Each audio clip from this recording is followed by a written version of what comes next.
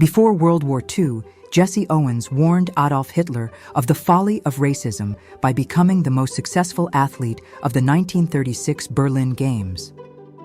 Owens became the first American to win 4 track and field gold medals at a single Olympic, a record that stood unbroken for 48 years. However, Owens almost didn't qualify for the long jump event.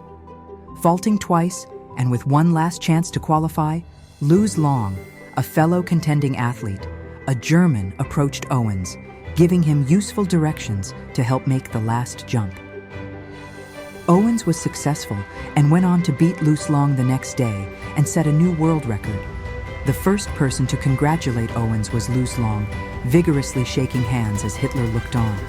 Owens famously said, "It took a lot of courage for him to befriend me," and years later added, "You can melt down all the medals and cups I have, and they wouldn't be a plating on the 24-karat friendship I felt for Luz Long at that moment." Luz Long became one of the few people in Olympic history to win the Pierre de Coubertin, the true spirit of sportsmanship medal. As for Jesse Owens, apart from becoming the most successful athlete of the 1936 Games, his achievements became a powerful symbol against racism and discrimination, highlighting the strength and excellence of determination and grit over racial superiority. For more on heritage history, educational resources, tips and updates, make sure to follow us or visit Heritage Owl.